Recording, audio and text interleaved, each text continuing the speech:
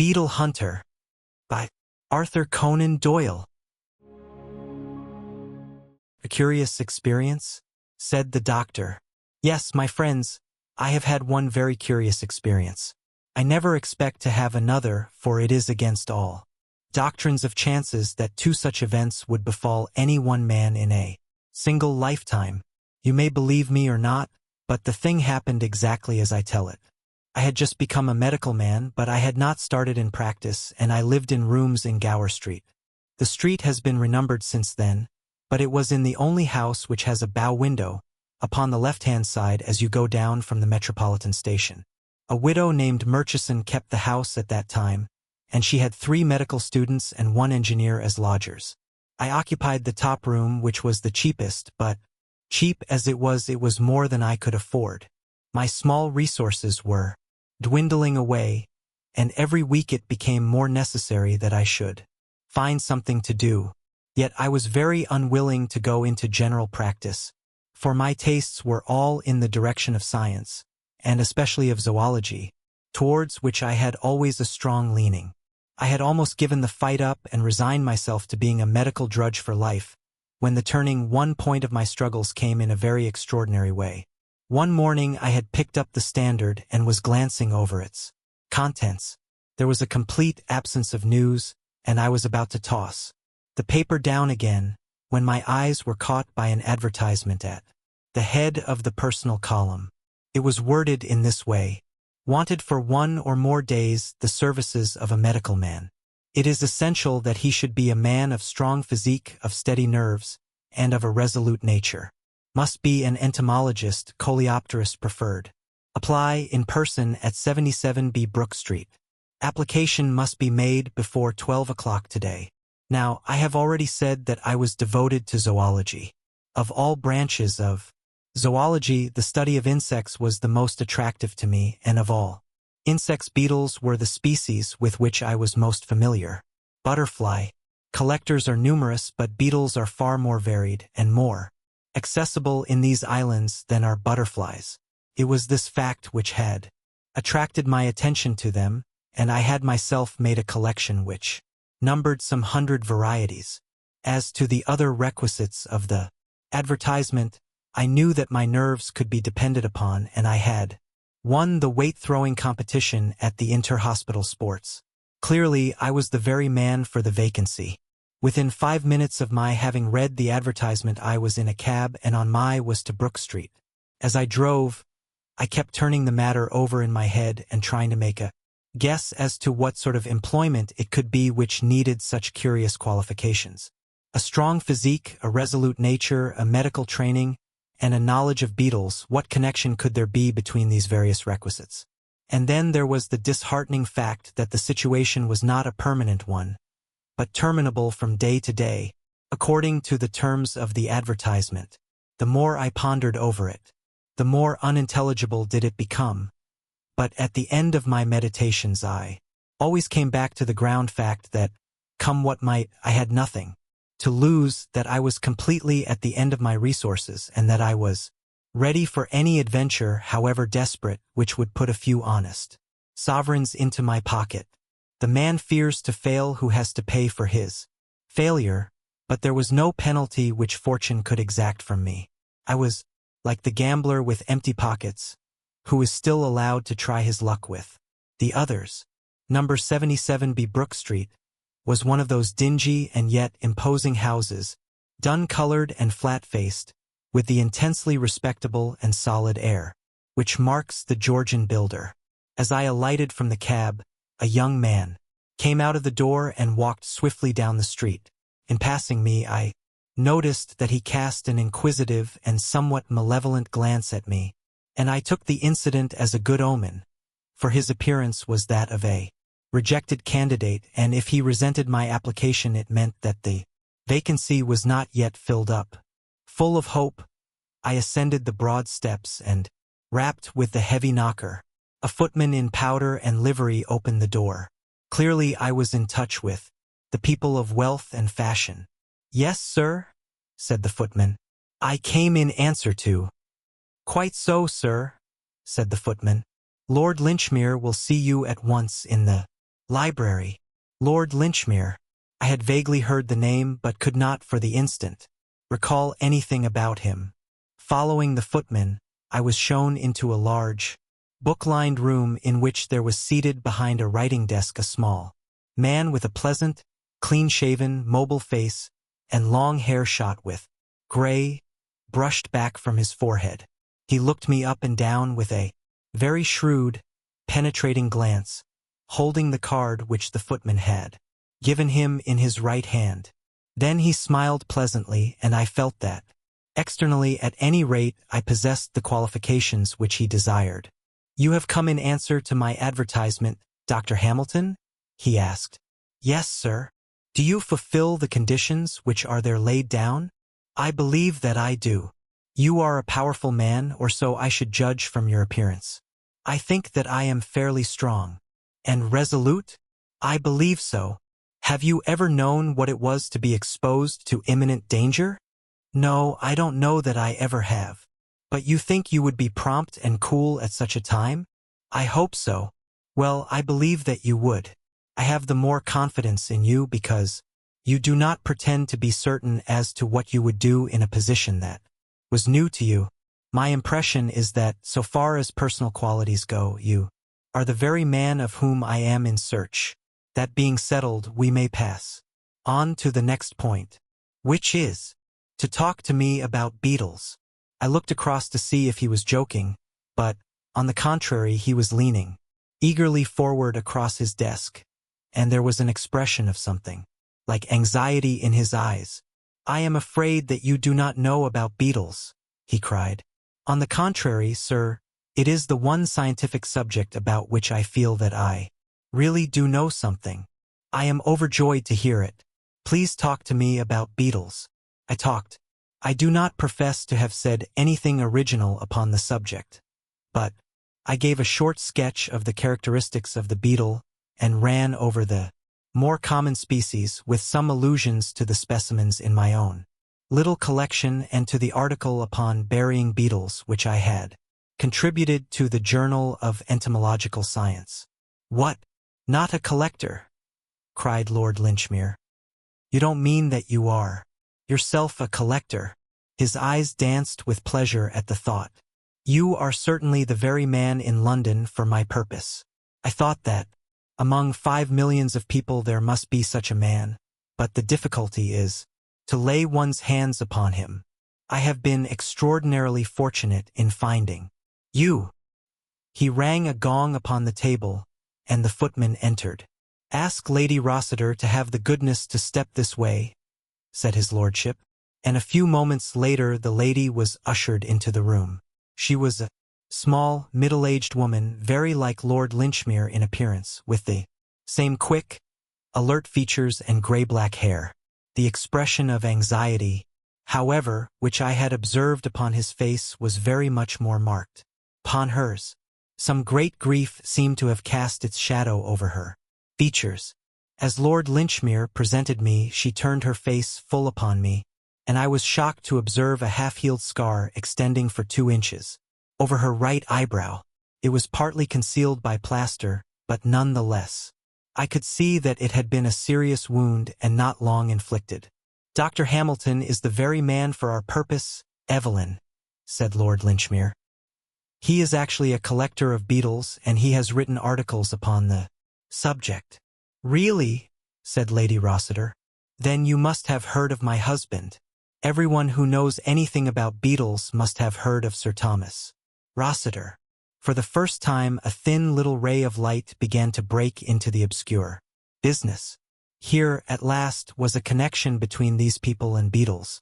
Sir Thomas Rossiter. He was the greatest authority upon the subject in the world. He had made it his lifelong study, and had written a most exhaustive work upon it. I hastened to assure her that I had read and appreciated it. "Have you met my husband?" she asked. "No, I have not." "But you shall," said Lord Linchmere with decision. The lady was standing beside the desk, and she put her hand upon his shoulder. It was obvious to me as I saw their faces together that they were brother and sister. "Are you really prepared for this, Charles?" It is noble of you, but you fill me with fears. Her voice quavered with apprehension, and he appeared to me to be equally moved, though he was making strong efforts to conceal his agitation. Yes, yes, dear. It is all settled, it is all decided.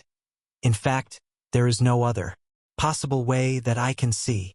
There is one obvious way. No, no, Evelyn. I shall never abandon you, never. It will come right. Depend upon it. It will come right, and surely it looks like the interference of Providence that so perfect an instrument should be put into our hands.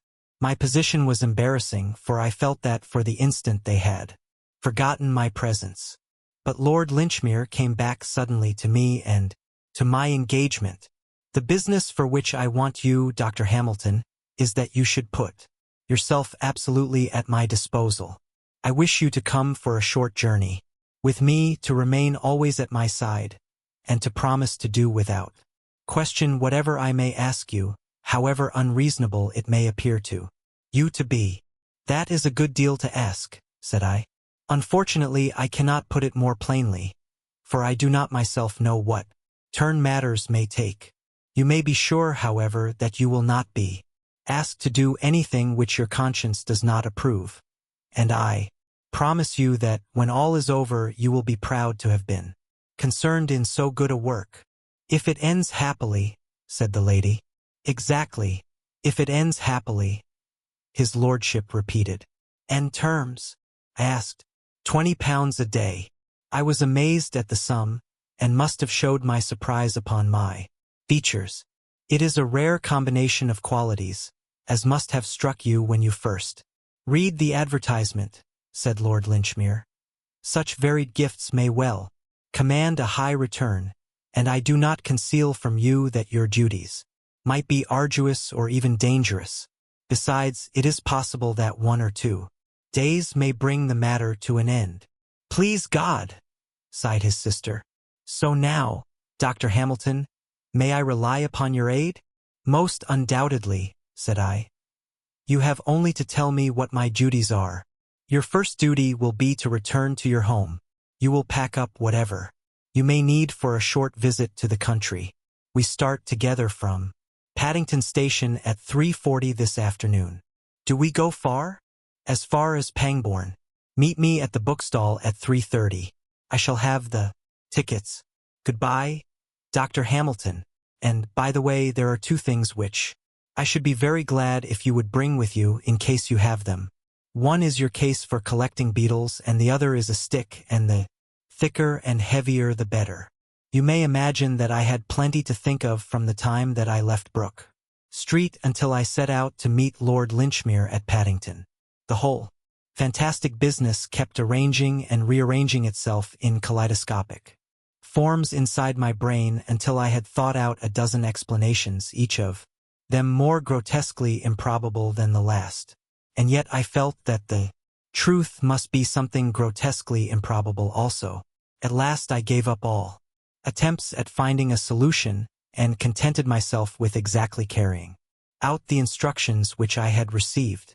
With a hand valise, specimen case, and a loaded cane, I was waiting at the Paddington bookstall when Lord Linchmere arrived. He was an even smaller man than I had thought, frail and peaky, with a manner which was more nervous than it had been in the morning. He wore a long, thick traveling ulster, and I observed that he carried a heavy blackthorn cudgel in his hand. I have the tickets, said he, leading the way up the platform. This is our train. I have engaged a carriage, for I am particularly anxious to impress 1 or 2 things upon you while we travel down. And yet all that he had to impress upon me might have been said in a sentence, for it was that I was to remember that I was there as a protection to himself, and that I was not on any consideration to leave him for an instant.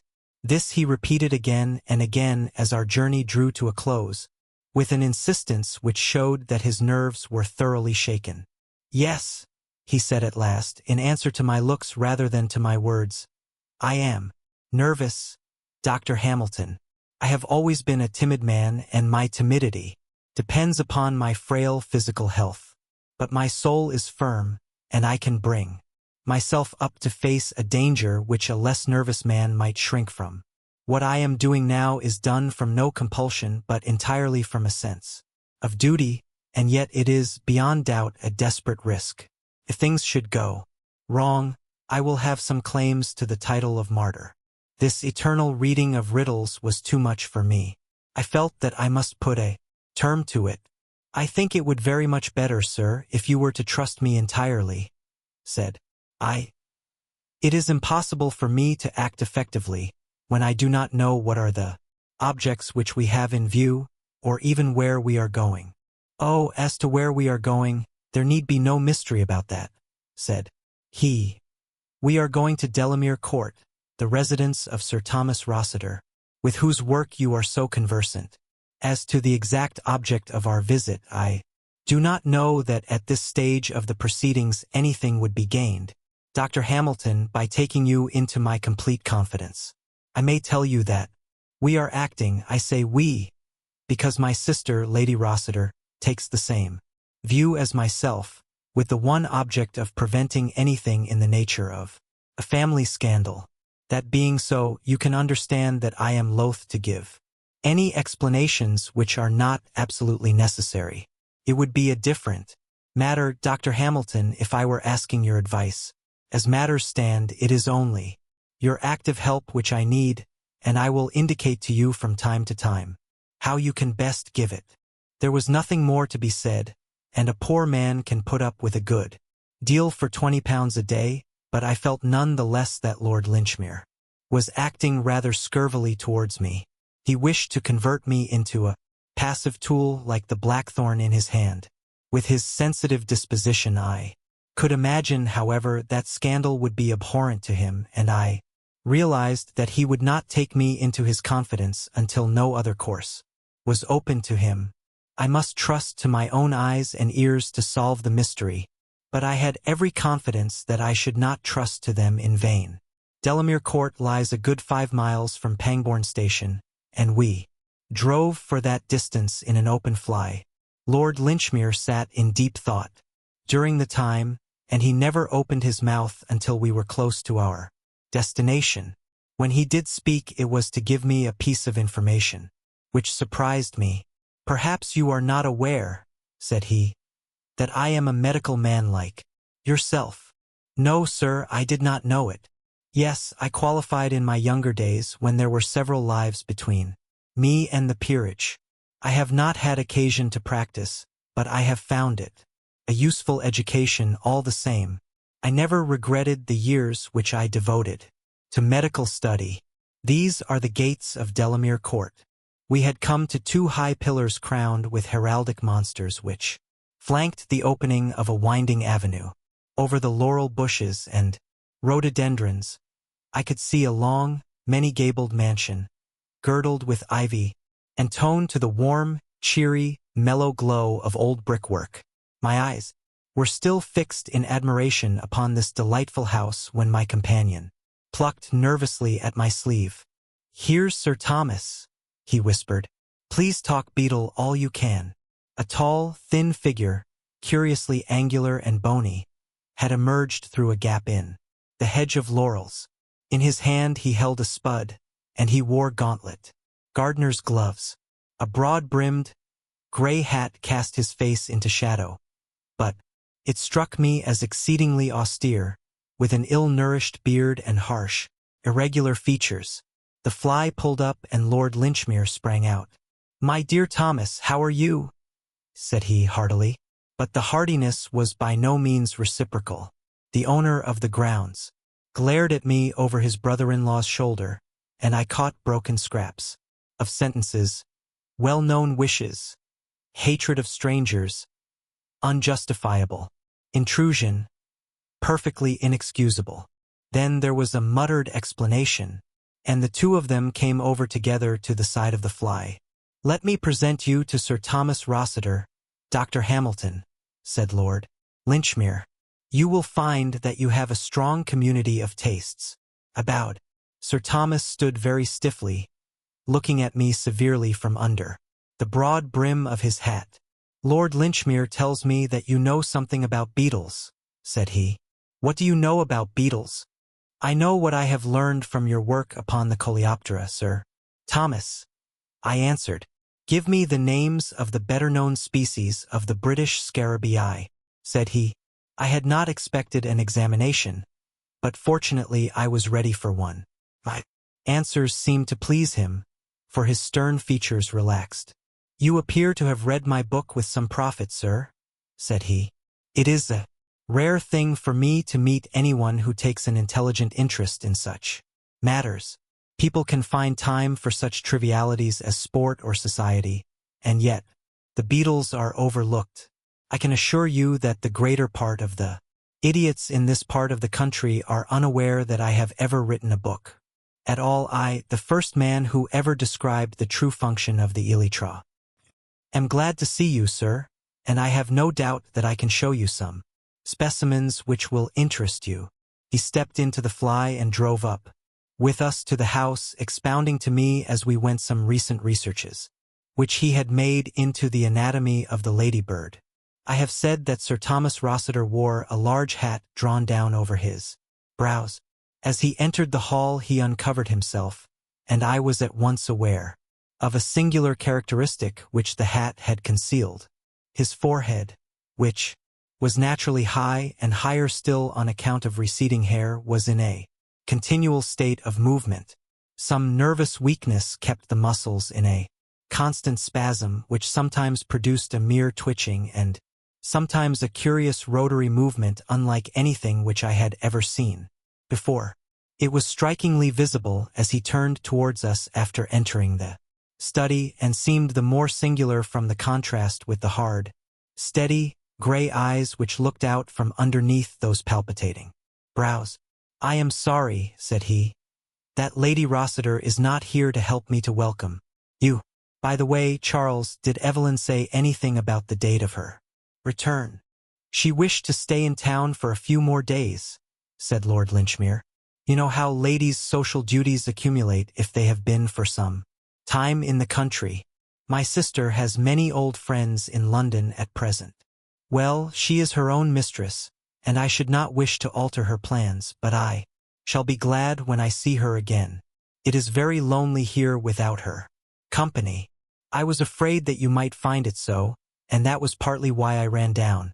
My young friend, Dr. Hamilton, is so much interested in the subject which you have made your own that I thought you would not mind his accompanying me. I lead a retired life, Dr. Hamilton, and my aversion to strangers grows upon me, said our host. I have sometimes thought that my nerves are not so good as they were. My travels in search of beetles in my younger days took me into many malarious and unhealthy places.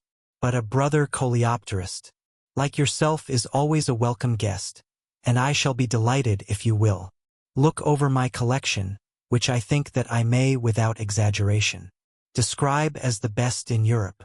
And so no doubt it was.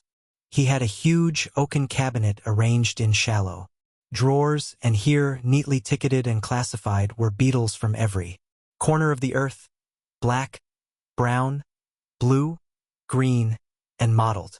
Every now and then, as he swept his hand over the lines and lines of impaled insects, he would catch up some rare specimen, and, handling it with as much delicacy and reverence as if it were a precious relic, he would hold forth upon its peculiarities and the circumstances under which it came into his possession. It was evidently an unusual thing for him to meet with a sympathetic listener, and he talked and talked until the spring evening had deepened into night, and the gong announced that it was time to dress for dinner.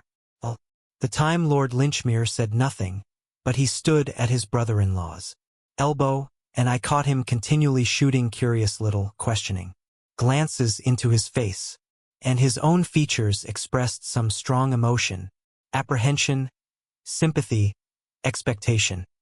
I seemed to read them all. I was sure that Lord Linchmere was fearing something and awaiting something, but what that something might be I could not imagine. The evening passed quietly but pleasantly, and I should have been entirely at My ease if it had not been for that continual sense of tension upon the part of Lord Linchmere. As to our host, I found that he improved upon acquaintance. He spoke constantly with affection of his absent wife, and also of his little son who had recently been sent to school. The house, he said, was not the same without them. If it were not for his scientific studies, he did not know how he could get through the days. After dinner we smoked for some time in the billiard room, and finally went early to bed. And then it was that, for the first time, the suspicion that Lord Linchmere was a lunatic crossed my mind. He followed me into my bedroom when our host had retired. "Doctor," said he, speaking in a low, hurried voice, "you must come with me. You must spend the night in my bedroom." "What do you mean?" "I prefer not to explain, but this is part of your duties. My room is close by, and you can return to your own before the servant calls you in the morning." "But why?" I asked. "Because I am nervous of being alone," said he. "That's the reason, since you must have a reason." It seemed rank lunacy, but the argument of those £20 would overcome many objections. I followed him to his room. "Well," said I, "there's only room for one in that bed." "Only one shall occupy it," said he. "And the other?" "Must remain on watch." "Why?" said I. "One would think you expected to be attacked." "Perhaps I do." "In that case, why not lock your door?" "Perhaps I want to be attacked." It looked more and more like lunacy. However, there was nothing for it but to submit. I shrugged my shoulders and sat down in the armchair beside the empty fireplace. "I am to remain on watch, then?" said I ruefully. "We will divide the night. If you will watch until 2, I will watch the remainder." "Very good. Call me at 2 o'clock then." "I will do so. Keep your ears open. And if you hear any sounds, wake me instantly." "Instantly, you hear? You can rely upon it." I tried to look as solemn as he did. "And for God's sake don't go to sleep," said he, and so, taking off only his coat, he threw the coverlet over him and settled down for the night. It was a melancholy vigil, and made more so by my own sense of its folly. Supposing that by any chance Lord Linchmere had cause to suspect that he was subject to danger in the house of Sir Thomas Rossiter, why on earth could he not lock his door and so protect himself? His own answer that he might wish to be attacked was absurd. Why should he possibly wish to be attacked? And who would wish to attack him? Clearly, Lord Linchmere was suffering from some singular delusion, and the result was that on an imbecile pretext I was to be deprived of my night's rest. Still, however absurd, I was determined to carry out his injunctions to the letter as long as I was in his employment.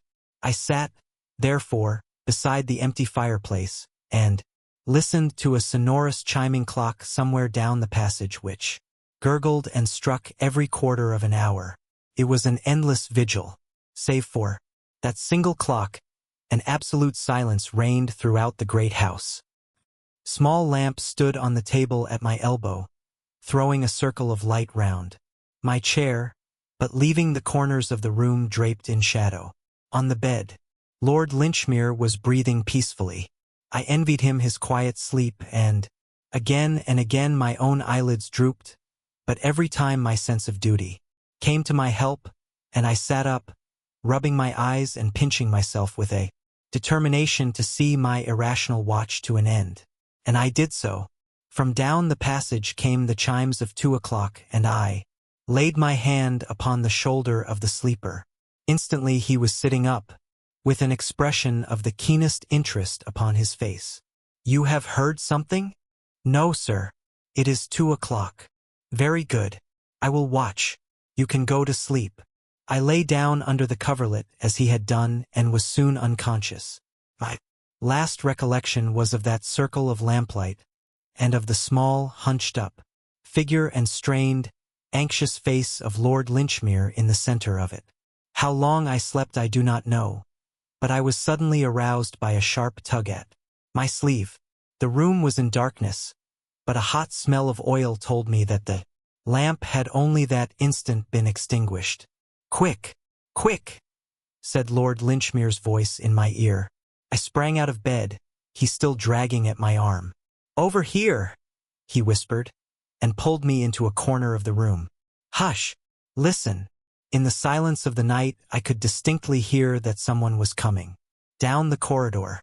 It was a stealthy step, faint and intermittent as of a man, who paused cautiously after every stride. Sometimes for half a minute there was no sound, and then came the shuffle and creak which told of a fresh advance. My companion was trembling with excitement. His hand, which still held my sleeve, twitched like a branch in the wind. "What is it?" I whispered. "It's he, Sir Thomas." "Yes. What does he want?" "Hush! Do nothing until I tell you." I was conscious now that someone was trying the door. There was the faintest little rattle from the handle, and then I dimly saw a thin slit of subdued light. There was a lamp burning somewhere far down the passage, and it just sufficed to make the outside visible from the darkness of our room. The grayish slit grew broader and broader, very gradually, very gently, and then outlined against it I saw the dark figure of a man. He was squat and crouching, with the silhouette of a bulky and misshapen dwarf. Slowly the door swung open with this ominous shape framed in the center of it. And then, in an instant, the crouching figure shot up. There was a tiger spring. Across the room, and thud, thud, thud, came 3 tremendous blows from some heavy object upon the bed. I was so paralyzed with amazement that I stood motionless and staring until I was aroused by a yell for help from my companion. The open door shed enough light for me to see the outline of things, and there was little Lord Linchmere with his arms round the neck of his brother-in-law, holding bravely on to him like a game bull-terrier with its teeth into a gaunt deerhound.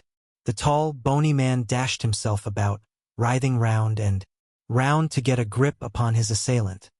But the other, clutching on from behind, still kept his hold, though his shrill, frightened cries showed how unequal he felt the contest to be. I sprang to the rescue, and the 2 of us managed to throw Sir Thomas to the ground, though he made his teeth meet in my shoulder. With all my youth and weight and strength, it was a desperate struggle before we could master his frenzied struggles. But at last, we secured his arms with the waist cord of the dressing gown which he was wearing. I was holding his legs while Lord Linchmere was endeavoring to relight the lamp, when there came the pattering of many feet in the passage, and the butler and 2 footmen, who had been alarmed by the cries, rushed into the room. With their aid we had no further difficulty in securing our prisoner, who lay foaming and glaring upon the ground. One glance at his face was enough to prove that he was a dangerous maniac, while the short, heavy hammer which lay beside the bed showed how murderous had been his intentions. "Do not use any violence," said Lord Linchmere, as we raised the struggling man to his feet. "He will have a period of stupor after this excitement. Believe that it is coming on already." As he spoke, the convulsions became less violent, and the madman's head fell forward upon his breast, as if he were overcome by sleep. We led him down the passage and stretched him upon his own bed, where he lay unconscious, breathing heavily. "2 of you will watch him," said Lord Linchmere.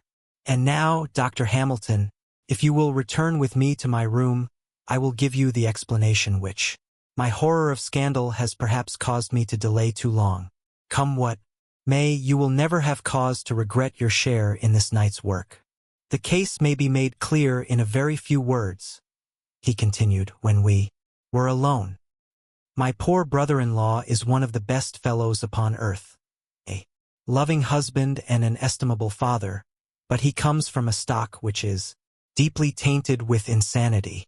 He has more than once had homicidal outbreaks, which are the more painful because his inclination is always to attack the very person to whom he is most attached.